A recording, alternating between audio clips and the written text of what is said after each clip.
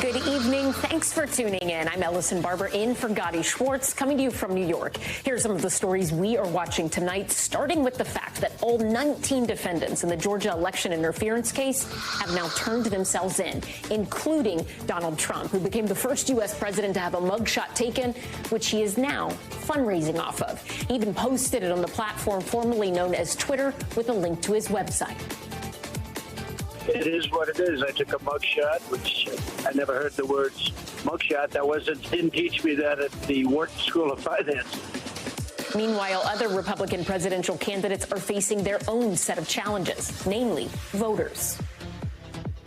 You don't stand up to Trump. How are you going to stand up to the president of Russia and China?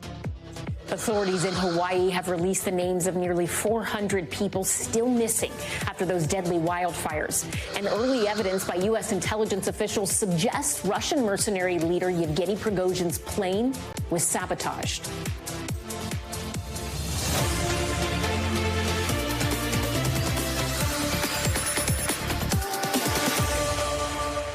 We begin tonight in Georgia, where all 19 co-defendants in that Fulton County election interference case have now surrendered. Fingerprints taken and mug shots taken, all before District Attorney Fani Willis's noon deadline.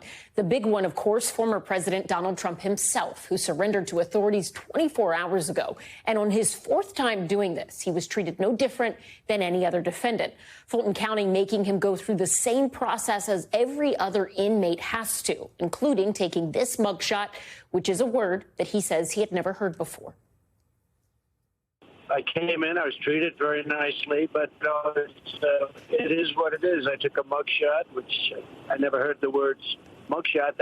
Didn't teach me that at the Wharton School of Finance. And I have to go through a process. I went through an experience today that I never thought I'd have to go through, but yet I've gone through the same experience 3 other times. Despite that, Trump is already using the mugshot quite a bit, first to make a return on X today, previously known as Twitter, posting the URL to his 2024 website there, and then selling mugshot T-shirts for a campaign contribution of $47. NBC Justice reporter Ryan Riley joins me now. Ryan, all 19 defendants have surrendered, but one of them, Harrison Floyd, is still in jail. Who is he, and why didn't he post bond like the others? You know, he was affiliated with Blacks for Trump, the organization, and I think that essentially he had a previous case that is going to impact this case. There was actually a charge brought against him in Maryland, allegedly in connection with the FBI showing up to his home and serving him with a warrant. So that case is probably complicating this, but he didn't have a bail deal in place like these other defendants did when he went in to reported to jail. So there was a hearing over this. A lot of these other defendants just had something set up ahead of time, so it was sort of an in and out process. He didn't have something similar, so this was a little bit more complicated for him having a hearing before the judge. Okay. So in terms of the former president, we have heard from him since he turned himself in. Has he talked about any of his co-defendants recently? His co-defendants, he's not supposed to speak to them under several of these different rulings from, 4 ongoing cases. He's not supposed to have much interaction with them, anyone who might be affiliated with the cases or who might be a witness in the case. This is obviously really complicated, though, because he's going to be holding a fundraiser, for example, or is promoting a fundraiser for Rudy Giuliani, who is obviously pretty essential to some of these, several of these cases, and is obviously a defendant in this Fulton County case, as well as an unindicted co-conspirator, although not named, in the federal case against him. So a lot of really complicating factors in juggling both his campaign and this ongoing legal fight on 4 separate fronts.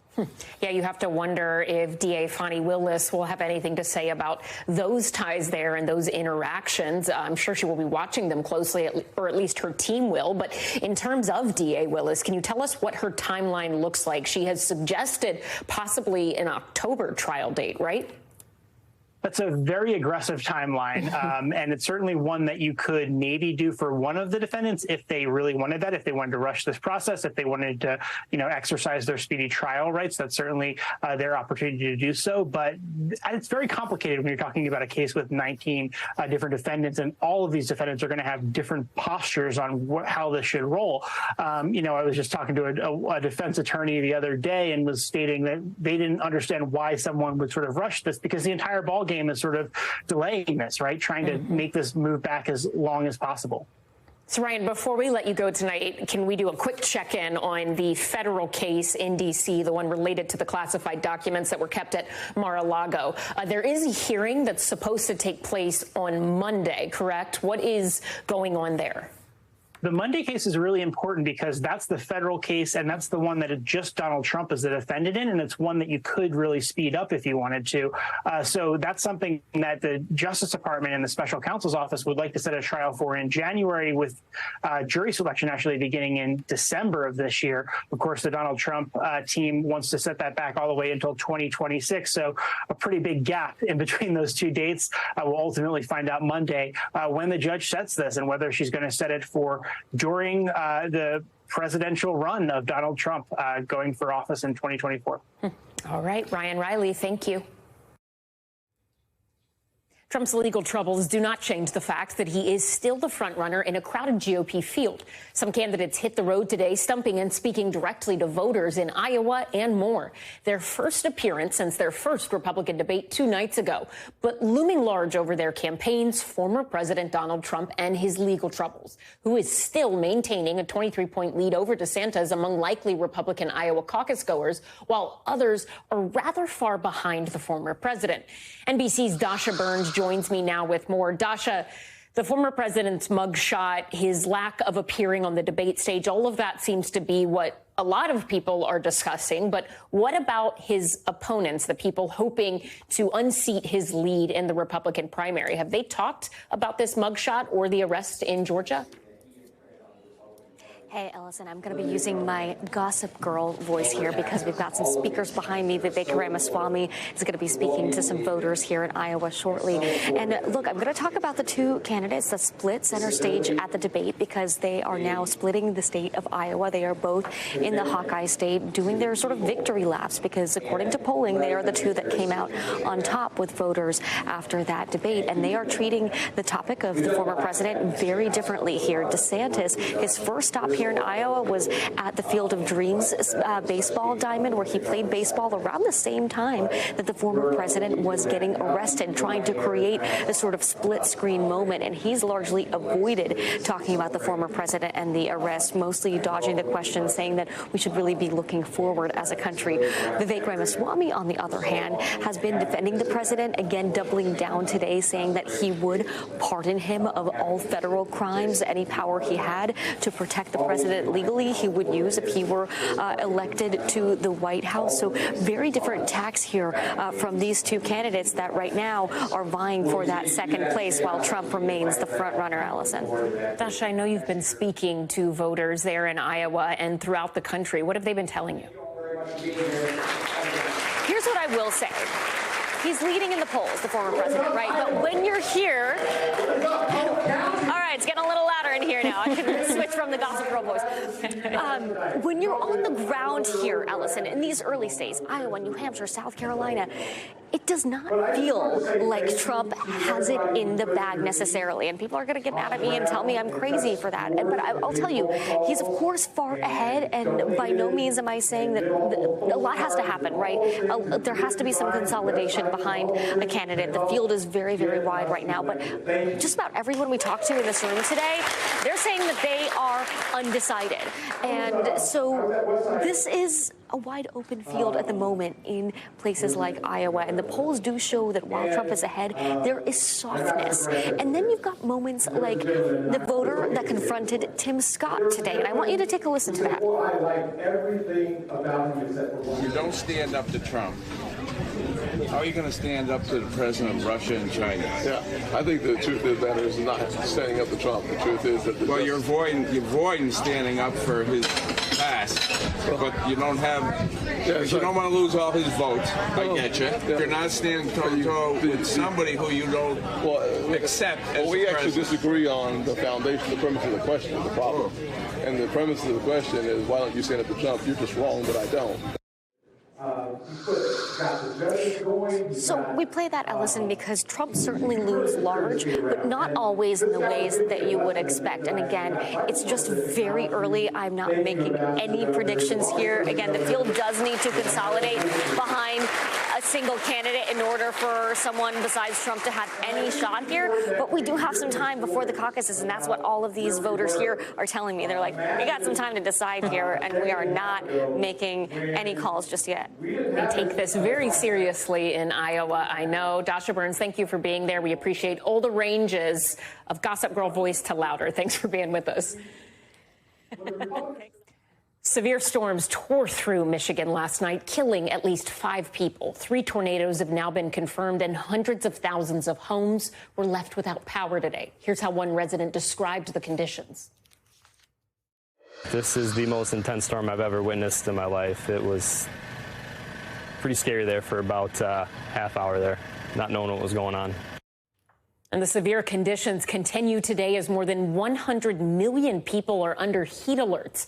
NBC News meteorologist Michelle Grossman is here with the latest. Michelle, it's a question we ask every day. The answer doesn't usually change. Any indication there will be relief? I know we've been talking about this for months and months, and we're going to continue to talk about it because we're still looking at 104 million people impacted by heat alerts. Where you see the pink, that's an excessive heat warning. So St. Louis, Wichita, Dallas, Jackson, Houston, under an excessive heat warning to kick off the weekend once again. We're going to see temperatures soaring into the 90s, into the 100s. You factor in the humidity, it's going to feel like over 100 degrees, close to 110, even 120 in some spots. And that's what your body feels like. So taking a look at some of these numbers, 101 in Montgomery, it's going to feel like 109. Atlanta feeling like 104 tomorrow. Look at this, feeling like 112 tomorrow in New Orleans. The Southeast, you're in this too, 107 in Tampa. Tampa's broken so many records, and we've broken so many records overall.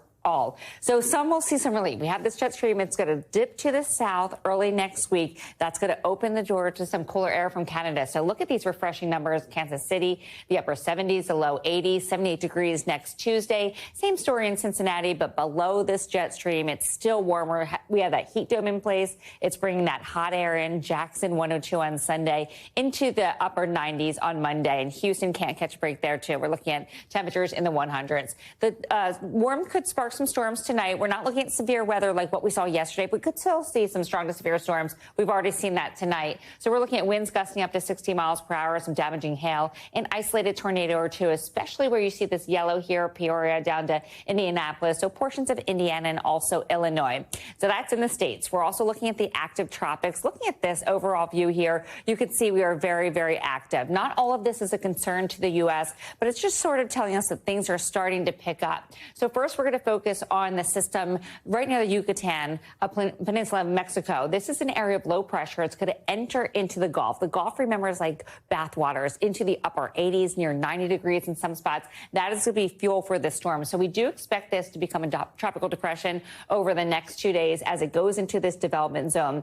And then we're going to focus on the west coast of Florida, so the eastern part of the Gulf. This has a chance of developing into a tropical storm in the next 2 days, by the weekend into the early next week, and then an 80% chance in the next 7 days. And it does look like we will see development as we go throughout time here because temperatures are so warm. Galveston, 89. And then on the west coast of Florida, we're looking at temperatures near 90 degrees. That's at the surface, really deep. We're warm too. That's fueling the storm. And we're going to see possible rapid intensification. So I know it's the weekend. This is a time to prepare. It's time to stay informed because we could see a landfalling tropical system as early as Tuesday and Wednesday along the west coast of Florida. All right, NBC's Michelle Grossman, thank you. We appreciate it. All the information. It's good. Thank you. Thanks. Late last night, Maui County released the names of 388 people who are still unaccounted for. They hope that this list, compiled by the FBI, will help with their ongoing investigations. We do know that once those names come out, it can and will cause pain for some folks that are affected by this. This is not an easy thing to do. Those are just some of the names on your screen there of the people who are unaccounted for. And for anyone with information, there is an FBI contact number on the county's website. And as of last night, more than 1,000 people who were originally thought to be missing are now accounted for. And on the same day as that list has been released, Maui County filed a lawsuit against Hawaiian Electric for damages that they say may have caused the fires. NBC's Sam Brock joins us now. Sam, what is the latest there? And can you break down this lawsuit for us? This is not the first lawsuit that we've seen come after these fires. Sure. Allison, good to be with you. And look, there's a lot of ground to cover here. The reason I'm standing where I am over my shoulder are 150 or so crosses to represent the lives that have been lost. The official death toll right now is 115. As you mentioned, though, the FBI just narrowed their list of unaccounted for persons, and we're talking about 388 people, which was, by the way, more than 1,000 only a couple of days ago. How did we get down to 388? The FBI says that originally you had people submitting information where it was just a first name or perhaps a first name and a last name, but no date of birth. This list is compiled of verified reports, which is first name, last name, and a point of contact for a loved one. So that's where we stand right now. But of course, this community is grieving what has the potential to be a massive loss of life beyond what we've already seen. With respect to the lawsuit that you just mentioned, there have been already 12 filed prior to that against Hawaiian Electric. So this is now the 13th. What distinguishes this one is that you have the county of Maui essentially accusing the utility of causing these wildfires and saying we need just compensation for it, and specifically to restore services to the communities here, to rebuild roads, stormwater systems, a full gamut of things that you would get from your government. They say it's typical when you have an urban area that is impacted by a fire and there is someone to blame. Now, it is also important to note that the ATF is still investigating what caused that fire, and so there has been no conclusion yet. But the argument being made in the lawsuit is that there's three components to this. One, that the lines were not de-energized when they should have been, especially using places like California and Oregon as an example for that. The equipment was not properly maintained. It was either too old, or that vegetation around the power lines could have potentially fallen down and knocked them down. And also that once the lines were on the ground, that they were not deactivated then, meaning they could have still been fanning the flames. That right now is what the county is arguing. Sam, it's so striking to see what is behind you, all of those crosses, each representing a person. You can't see where it begins or where it ends. Such a stark reminder of the toll of these wildfires. You also see that and think about all the people who have been left behind, who have lost everything, and what happens to them next. I know the governor made some sort of announcement today related to long-term housing plans for some of the people who have been so impacted by this. What's going on with that?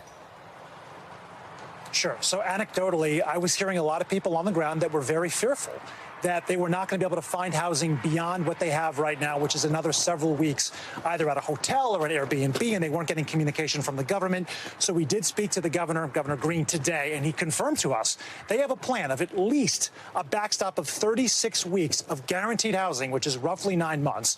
They hope it actually can be extended to 18 months for anyone who wants it.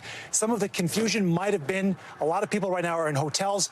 Others are in Airbnb units that have been either donated by the company itself or private donations, and those are temporary, and perhaps there was some confusion. But I'm told that if you are staying right now in a hotel or would like to be staying in a hotel, all you need to do is contact the Red Cross and say you want that extended, and anyone who needs it, and we're talking, Allison, about 5,000 or 6,000 people potentially, can activate that service, and they do not have to worry about whether there'll be a roof over their heads as they try to digest the fact that so many loved ones have either died or are still missing at this hour, Allison. Sam Brock in Hawaii for us. Thank you. Well, the toll in Maui is by far the most devastating. They are not alone in this firefight. Communities from Texas to Washington state and across Canada have also found themselves battling exceptionally destructive wildfires this summer. And now new research suggests a clear link between climate change and these mega fires. NBC News climate reporter Chase Kane walks us through what we know and what we don't about this connection. This summer taught us wildfires aren't just a California problem. New Yorkers won't soon forget this. Enveloped by an eerie and dangerous pall of smoke. Nor will anyone in D.C., Chicago, Boston, Philly. And the mega fires behind all that smoke have an undeniable link to climate change. That's according to new research from scientists at World Weather Attribution. It's about 7 times more likely in the current climate than it would have been in a cooler pre-industrial climate. And that total fire weather season has been made at least 50% more intense by human-induced warming. Basically, climate change created more fire weather days, hot, dry, windy days, allowing the Canadian fires to scorch an area larger than the size of Greece. To be clear, wildfire is a natural part of any healthy ecosystem, and climate change doesn't cause wildfires. That's usually lightning, power lines, or arson. But climate change is increasing what's known as evaporative demand, basically the atmosphere acting more like a hairdryer and drying out plants, trees, even the soil. Atmospheric thirstiness is greater. Literally, the propensity for the atmosphere to draw water out of plants and out of the soil, making vegetation potentially more flammable, increases in a warming climate. And with the devastating wildfires on Maui, debate has swirled about what, if any, role climate change played there. Well, simply put, it was at least part of that deadly mix. There are signs that climate change is making the dry side, the leeward side of the Hawaiian Islands, more susceptible to wildfire, which is relevant for the story about Maui because that's where this fire occurred. Climate change is always there. It's always an element that's present. But from event to event, whether it's at the forefront of the conversation or more of a moderate aggravating factor, can vary from instance to instance. Fire weather days are also skyrocketing across the continental U.S. A Climate Central analysis shows climate change is amping up that risk coast to coast, but especially from Texas to California. I'm NBC climate reporter Chase Kane. Chase Kane, thank you for that. Coming up, the man who threatened Putin's power is presumed dead. What the Kremlin is now saying about that mysterious plane crash. And kids are going back to school, but not with all of their teachers. We have a report on why some teachers are putting their pencils down and walking away. That's later, so stay tuned now.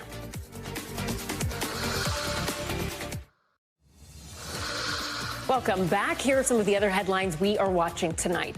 A warning today from Fed Chair Jerome Powell. The fight against inflation still has a ways to go.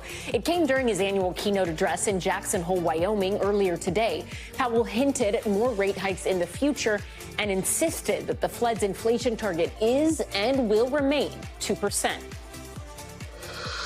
Bronny James is expected to make a return to basketball, and his family says they also expect him to make a full recovery. In a statement released today, the James family says Bronny's cardiac arrest was likely caused by a congenital heart defect. The USC freshman and son of LeBron James collapsed during a workout last month. A mandatory evacuation order has been lifted in Louisiana after a refinery fire this morning. It happened at a facility in Garyville, about 30 miles northwest of New Orleans. Marathon Petroleum, the company that operates the refinery, says the fire was contained to a pair of storage tanks. No one was hurt, and no word yet on what caused the fire. The evacuation order lasted for several hours. A Montana man will spend 2.5 years in prison for threatening to kill Democratic Senator Jon Tester.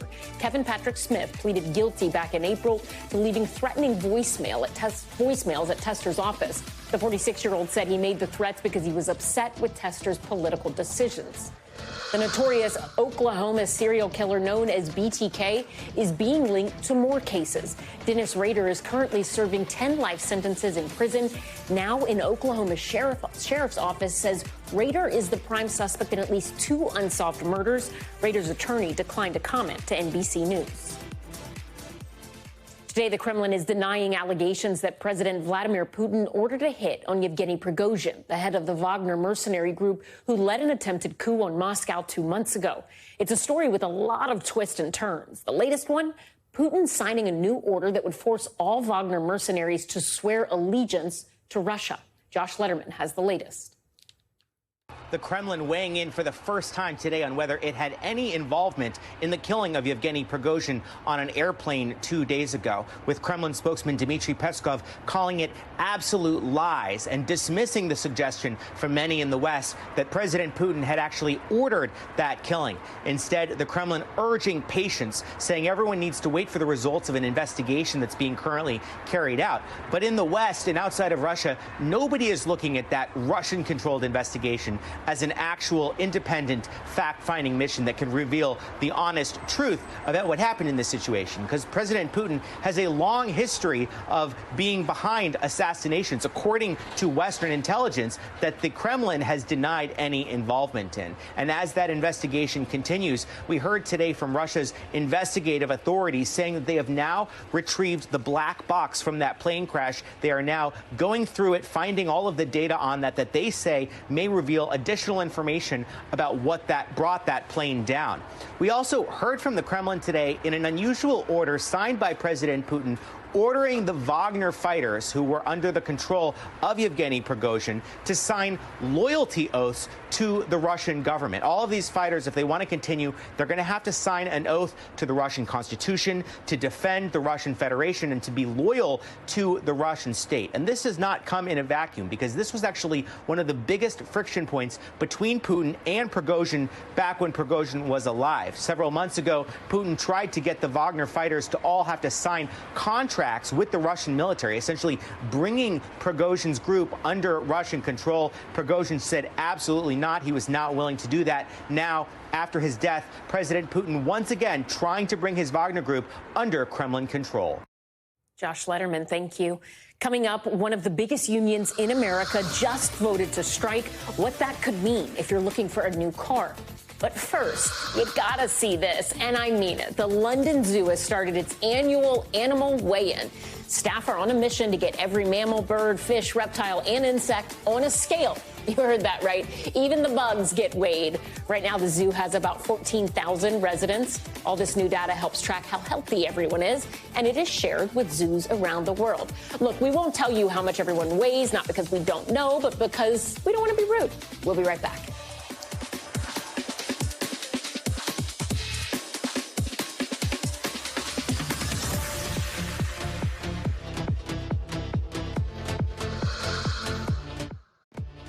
Welcome back. These are the West Coast headlines we are watching tonight. A pilot was killed after an F-18 military jet crashed near San Diego. It happened just before midnight last night at a Marine Corps air station called Miramar. Officials say the pilot was the only one on board at the time of the crash.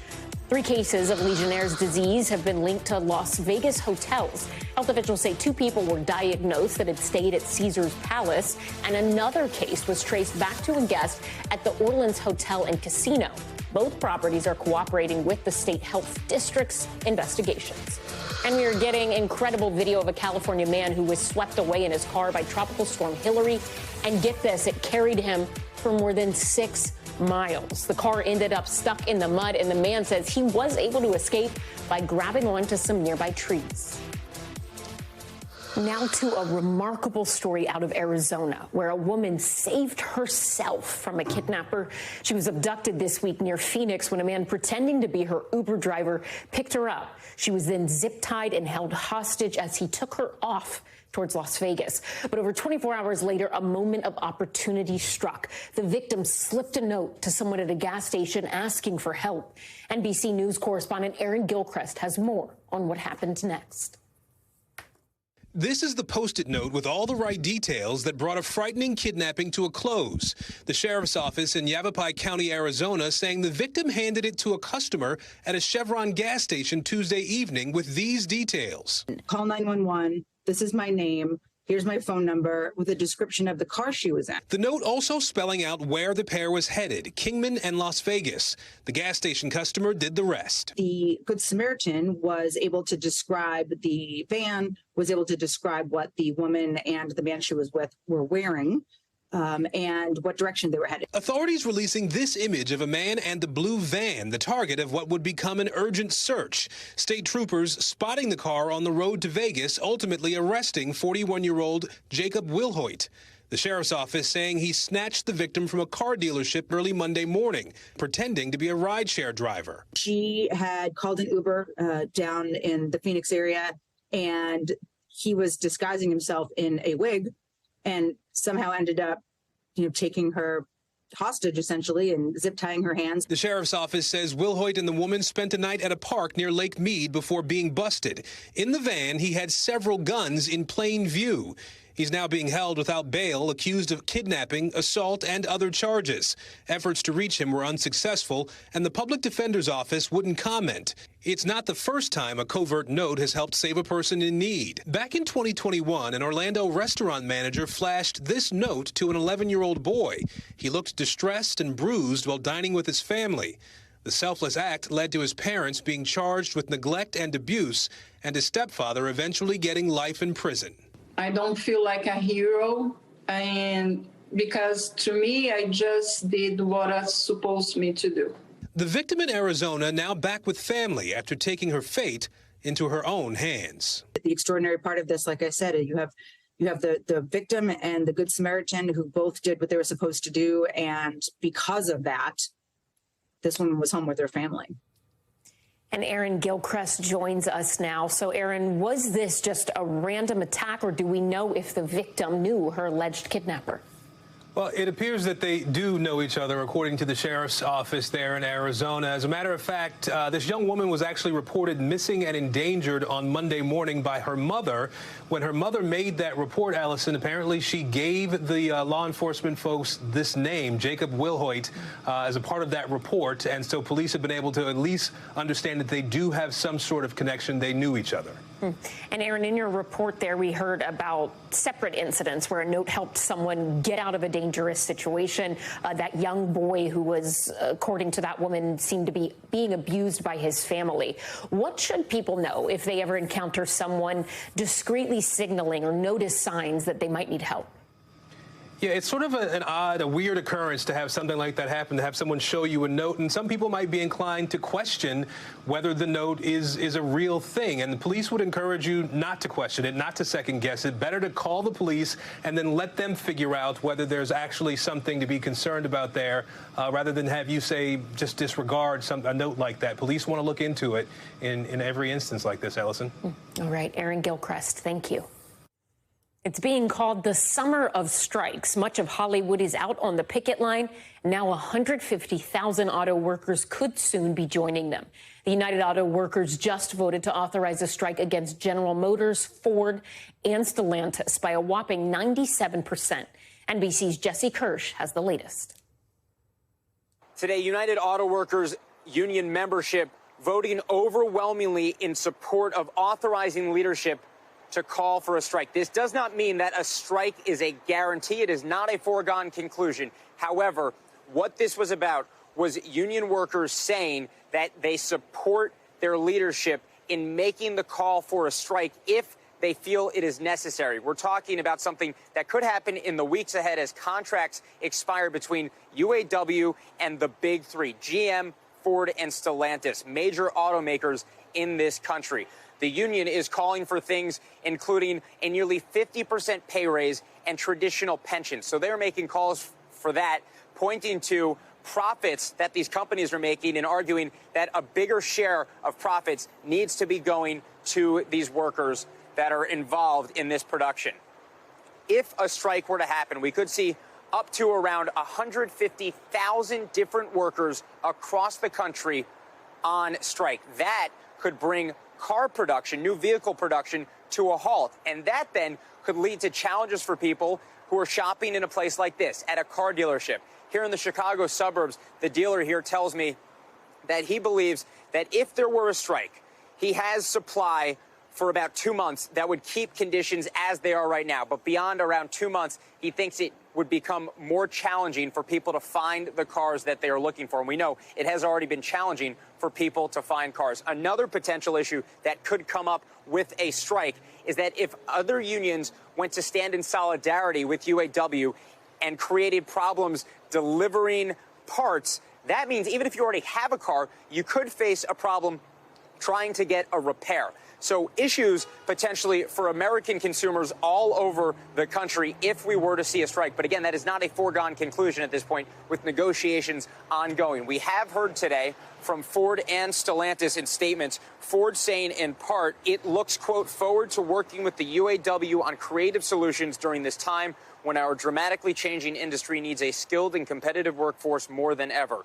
Stellantis says in part, quote, the discussions between the company and the UAW's bargaining team continue to be constructive and collaborative. But for now, thousands of jobs, billions of dollars, and potentially your new ride if you're looking to shop for a new car, all on an uncertain road ahead.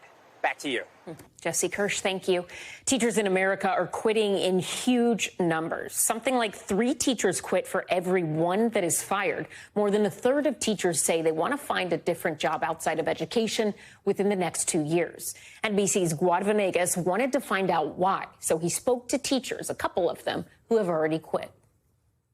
When Savannah Fancher hears talk of teacher shortages these days, she's not surprised. You can't take and take and take and take from teachers and give so little back to them and then expect people to continue to stay. It's just not realistic. The 28-year-old is a Florida lifer who spent 5 years teaching middle school, but things took a turn during the pandemic when Florida Governor Ron DeSantis pushed hard to put kids back in schools. Some studies say that the move helped to slow learning loss gaps for low-income students and students of color. But for teachers like Savannah, it pushed her closer to the exit. It felt very much against most teachers' wills. It didn't help that Florida has one of the lowest rates of teacher pay in the country, just a shade over $50,000. The slew of issues have now left Florida with quite the shortage, down 7,000 teachers to start this school year. But it's not just a sunshine state. In Texas, 10% of teachers quit every year, but last year, the number jumped to 13.5%. That's an additional 13,000 job openings.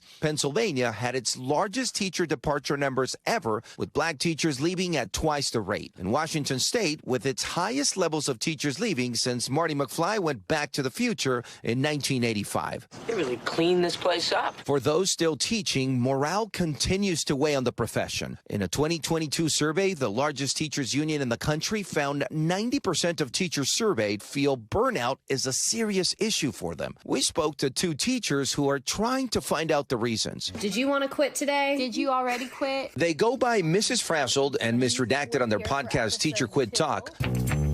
One out of L.A. and the other in Florida. They met online wanting to give teachers a space to talk out their issues, including their own horror stories, like having to spend hundreds of dollars out of pocket just for basic supplies like paper and pencils. The best way to solve this problem is having nationwide $75,000 minimum as the teacher salary. We need to start listening to teachers and valuing their opinion as professionals. So where do teachers go after leaving the job? Ms. Redacted worked in real estate, but is now back in the classroom, which is why she didn't want us to use her real name. It took her moving to another state to teach again because of pay and politics. I was not comfortable with being a political pawn for Ron DeSantis. Mrs. Frazzled, whose real name is Ariel Fodor, has a job with an education tech company and is getting a master's in the field. She hopes leads her back to her kindergarten students one day. But for others, like Savannah Fancher, I would never teach again in Florida. I might teach somewhere else, depending on the state, but I would never teach again in this state. And there is another major issue, which is the pipeline of new teachers,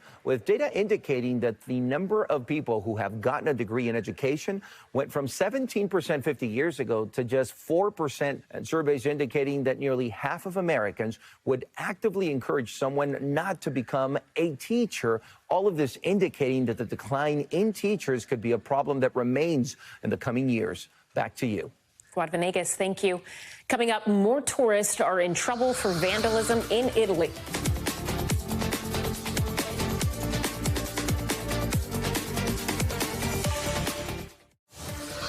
Welcome back. Let's take a quick look around the world in 80 seconds. Russia is accusing Ukraine of launching a widespread aerial assault. The Kremlin says they shot down a missile just over 100 miles away from Moscow and that Ukraine sent 42 drones into Russian-occupied Crimea. Ukraine has yet to comment on the attacks. The United States will start training Ukrainian fighter pilots on F-16 jets. The Pentagon made the announcement yesterday. The training will happen at an Air National Guard base in Arizona, and it is currently slated to begin in October, after the pilots have English language classes next month. 2 German tourists have been arrested in Italy after allegedly vandalizing a 460-year-old landmark. They are accused of spray painting the initials of a Munich soccer team on the Vasari corridor in Florence. Italy's culture ministry says the damage could cost as much as $10,000 just to repair. Earlier this year, another tourist defaced the ancient Colosseum in Rome. And Spain's women's soccer team is refusing to play another game because the president of the Spanish Soccer Federation refuses to resign after kissing a player on the mouth without her consent. It happened after the team's World Cup win last week. The president of the Soccer Federation is also in trouble for grabbing his crotch after the win over England. Before we go, it is time for the future of everything. The latest SpaceX launch got put on the back burner. So why did NASA want to take another look at the life control systems? Those details are straight ahead.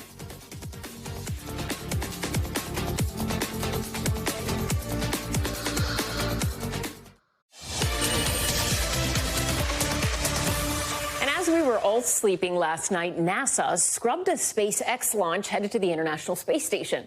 But it's not a total loss. It looks like they will try launching again tonight, or rather super early tomorrow morning. NBC's Tom Costello has more.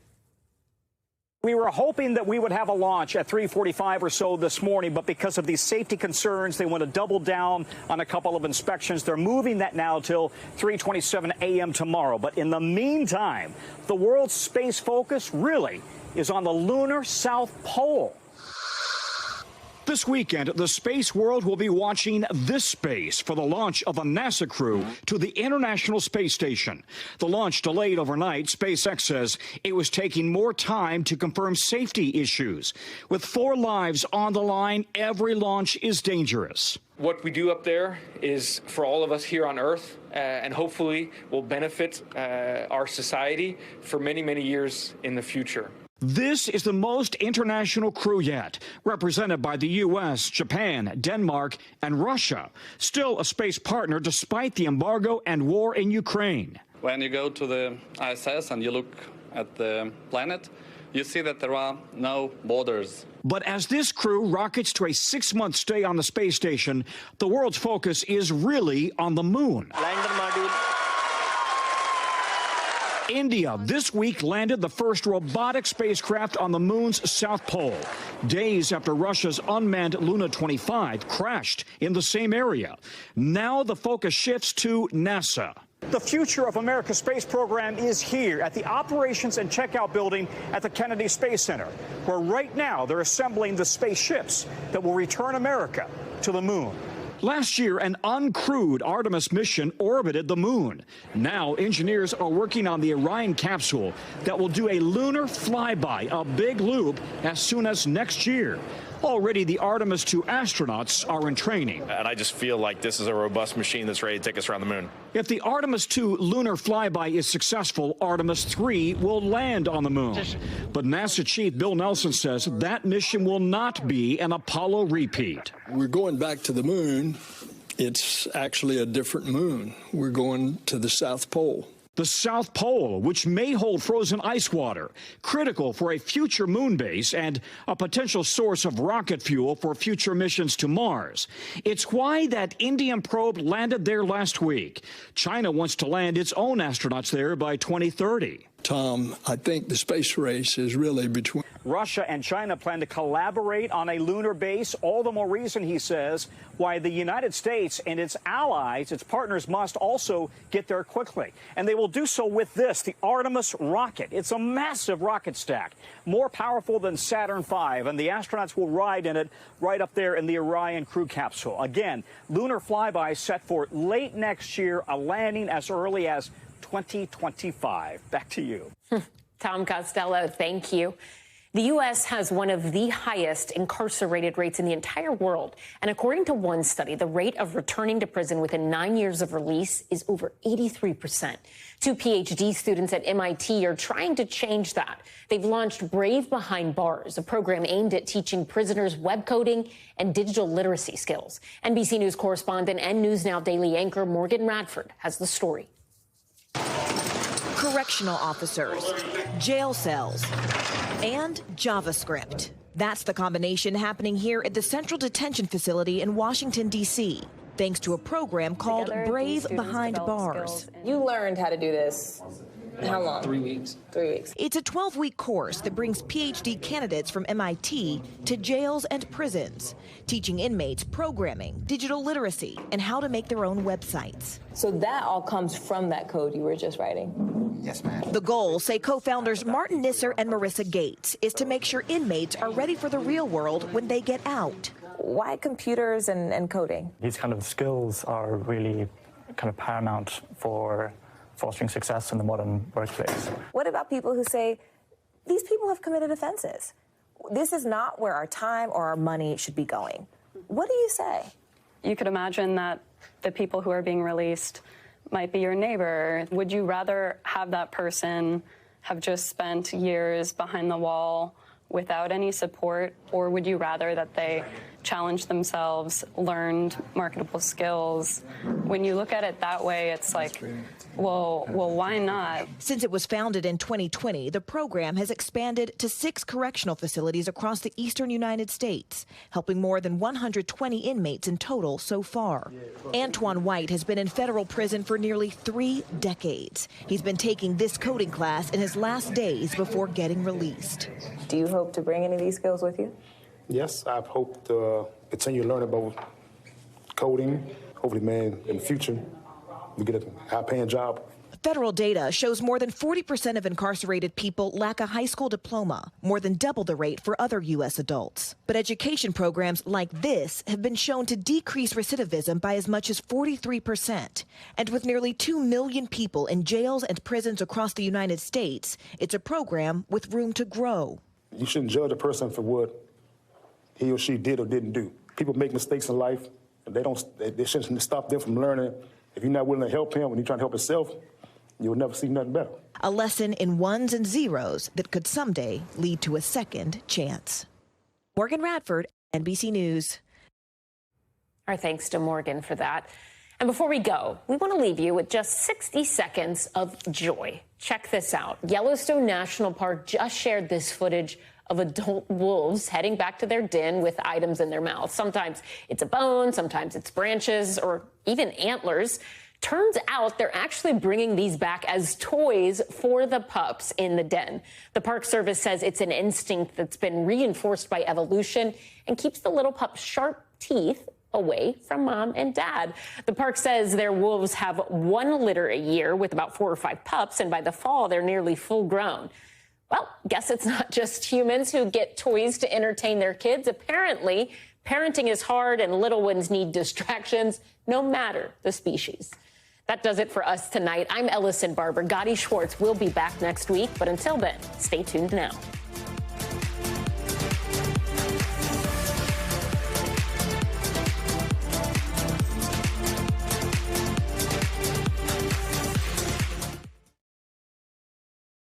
Thanks for watching our YouTube channel. Follow today's top stories and breaking news by downloading the NBC News app.